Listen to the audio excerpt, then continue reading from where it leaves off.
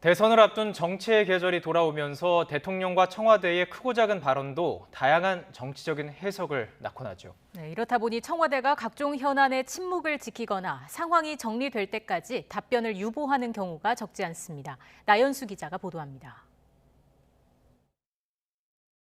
문재인 대통령이 최근 풍산개 마루와 곰이 사이에서 태어난 7마리 강아지 사진을 공개하자 일각에서는 보건의료노조 파업을 앞두고 적절치 않다는 지적이 나왔습니다. 대통령이 한가하게 김정은이 선물한 풍산개들을 들여다볼 그럴 때입니까? 청와대 관계자는 국정은 항상 긴박하게 돌아간다는 점을 생각하면 언제가 되건 비판의 지점이 있을 것 같다며 이해를 구했습니다.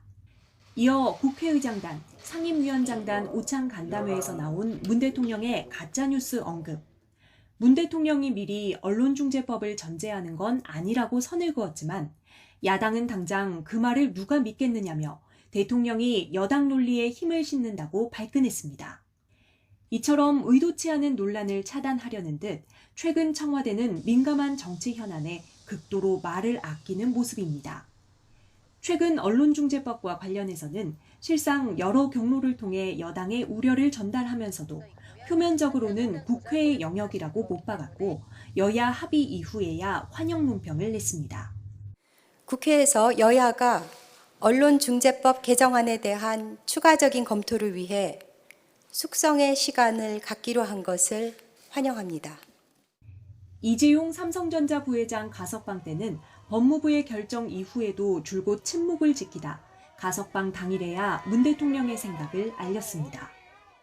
국익을 위한 선택으로 받아들이며 국민들께서도 이해해 주시기를 바랍니다. 청와대는 앞으로도 이 같은 신중 모드를 이어갈 것으로 보입니다. 밖으로 나가는 문 대통령의 발언이나 청와대 기류가 자칫 대선 판도에 영향을 주거나 야권 정치 공세에 빌미가 될 수 있기 때문입니다.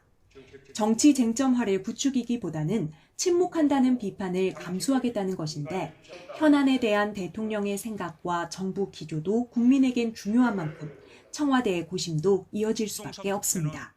YTN 나연수입니다.